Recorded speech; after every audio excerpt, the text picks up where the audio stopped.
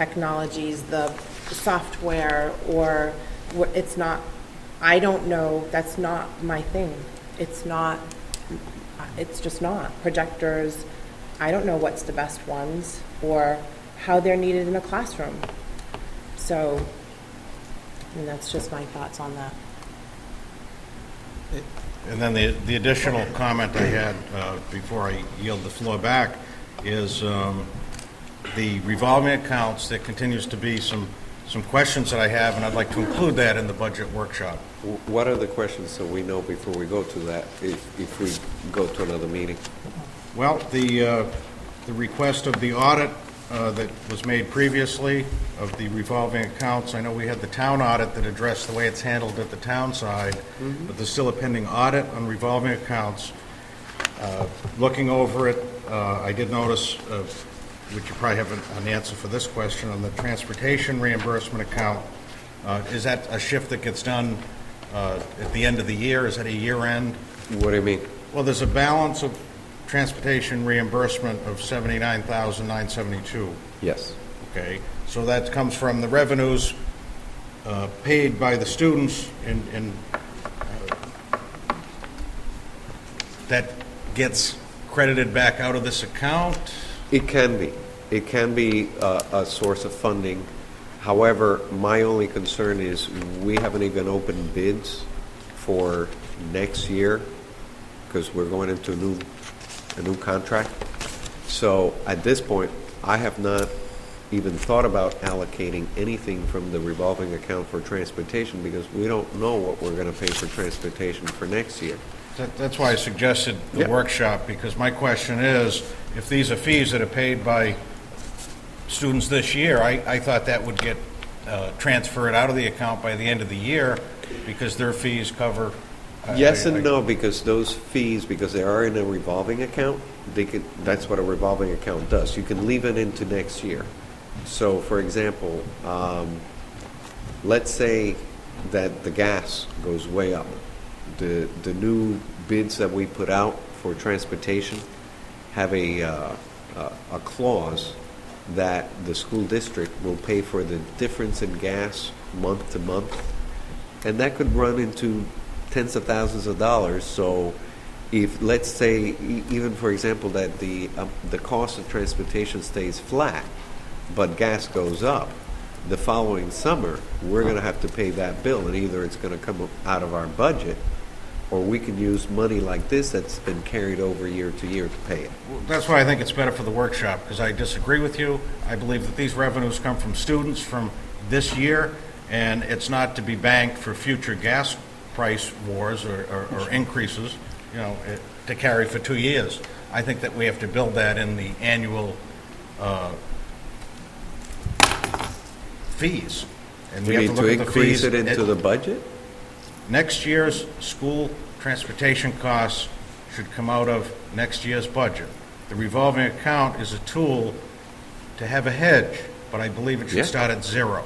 So what I'm saying is carrying cash or dollar value into the next year came from revenues from the previous year. I will respectfully That's why I thought the workshop would make sense. I know, Eric, you also had something. Are you? Yeah, I mean, as far as the 500, I'm not prepared today to decide on where that money should go or not.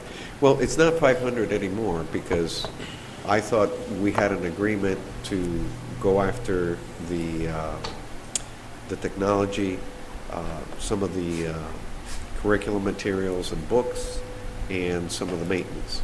So we're not talking about that number anymore. Those were the big ticket items. Those were the big ticket items that we already agreed to and we are already pursuing. I was just trying to give you a history of where the monies came from, what we have already agreed to do with it, and I was hoping to come today and say, what do you want to do with the rest? Now that we're getting to the end of the year, and I think I can predict how much it's going to be in addition to. Eric? I think I'm going to have to agree with Mr. Sullivan. If I was a parent that had a student in the high school and had to pay a bus fee because we were expecting shortages, we needed money to run the bus system, and I saw that there was a $79,000 line item at the end of the school year Just like we had last year with the, I don't remember what fees we had left over last year, and they didn't go towards reimbursement to anybody or listing the fees. We spent it on something. With us maybe contemplating sports fees or whatever it might be in the future with budget cuts, if I was a parent and I had paid for my child to ride the bus every day and I knew there was money left over, I would absolutely, especially if we have budget surpluses like we've talked about tonight. I missed a little bit of it with my son, sorry for that. But we absolutely positively, if we have the money, I mean, we in good faith said, give us the money, we need it to run the bus system. And the bus system ran pretty well. We have a surplus. I think it just gives us good faith to where next year, if we have sports fees, just like we told these people 2 years ago, we're going to raise the fees $225 to play sports. And if we have money left over, we're going to eliminate the fees halfway through the year. And we got halfway through the year and we didn't eliminate the fees. I think in good faith, if we have the $79,000, it should be either a credit towards next year. If you have a junior going to be a senior, instead of paying $225, you pay $175. But I think that'd be the fair thing to do, and it just makes us, in the future, if we have to ask for money, they know that we're going to spend it correctly, use it for what it's supposed to be for, and be upright and honest with them. Is there an excess in there because we are asking too much for what it's costing us to run? Are the fees too high? Why are we looking at what we're looking at? Partly, it was the increase of the fees, and partly is because we didn't take out of there as much money to pay for the director of transportation, because we knew we had additional funding in our budget. So we left it in a place that can be carried over to another year. And the reason why I disagree with Mr. Sullivan is, you know, when you look from year to year, you're trying to flattening out the blow. I know next year we're okay, but I have no clue where the transportation is going to be at. So you do have to plan in advance in case. And I know that the following year, we're going to be in the hole. So any money we can carry into future years, I just think it's going to be less painful in the end. But if you want to give it away, my request for a meeting is, rather than a workshop, just an additional special meeting to continue to discuss this.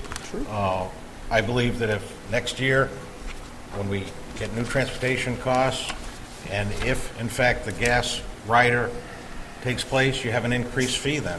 And that's, I believe transportation budget is a standalone budget, and that we don't need to be carrying a revolving account to support that. I believe a smaller portion than what's there for the float needed to pay the bill, if you will.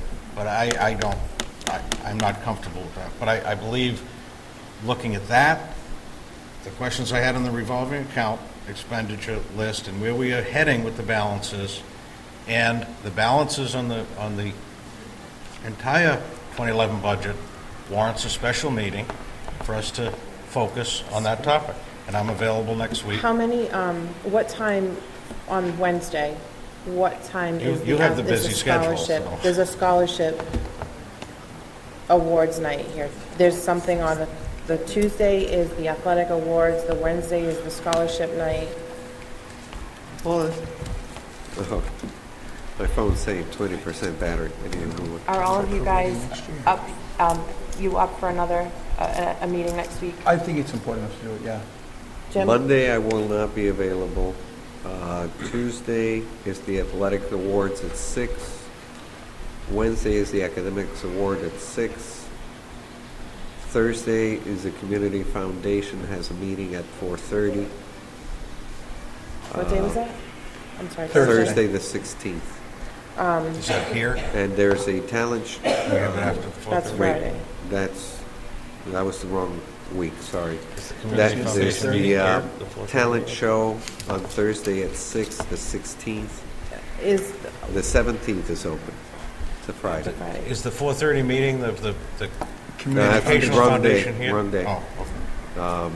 The 16th is a talent show at 6. So there's something every... Either that, or we could also meet at 4 4:30. or 4:30. As long as I it's know not some- Thursday. Thursday or I'm Friday, I can meet any thinking day. maybe Wednesday, our regular meeting night. I can do 4:30 on Wednesday. I can do 4. Right. Is 4 okay with you on Wednesday? That way we aren't running That's way early. too close into the athletic awards. At what time? 4. 4? We can do 4. Okay. I have a... 4 on tomorrow Wednesday? Finishing... That's the 15th. The 15th, That's at the 4 15th, o'clock, Right. right 3:30, here. 2:30. Does Yeah, I the should small be room able have to do AC?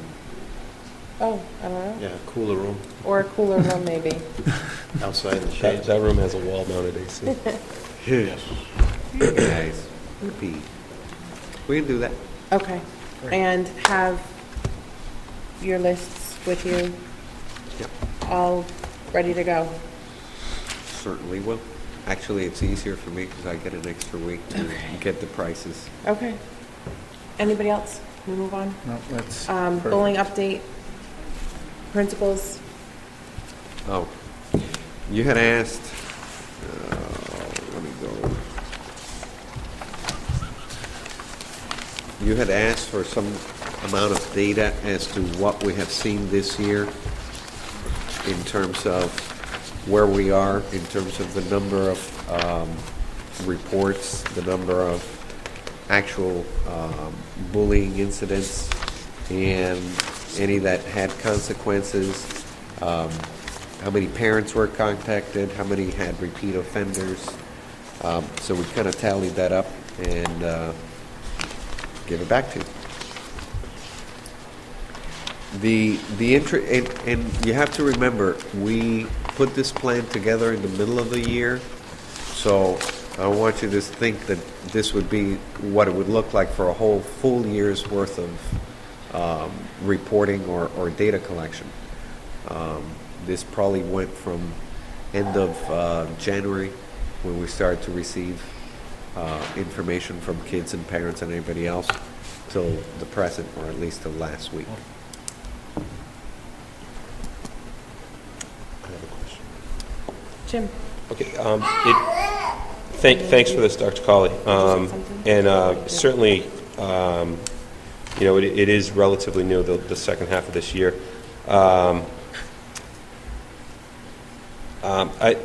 Looking through the bullying policy, the consequences seem to be like a scaled and increasing progression of consequences in some cases.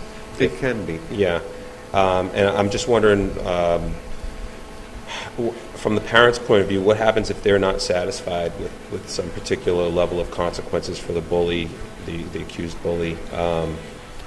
Well, there is a certain level of danger here in terms of violating the Confidentiality. civil rights and the identity of students. In other words, if I were to suspend a student or, put him in school or give him detention, or I would not be sharing that information with anybody other than the parent of that student. So sometimes, and this happens, even put bullying aside for a minute, say there's a conflict between two students, there's a fight, one hits the other one pushes back, but there's no real hurt, and the principal decides, well, this one's going to get this and the other one's going to get that. Sometimes through the grapevine, people find out what happened.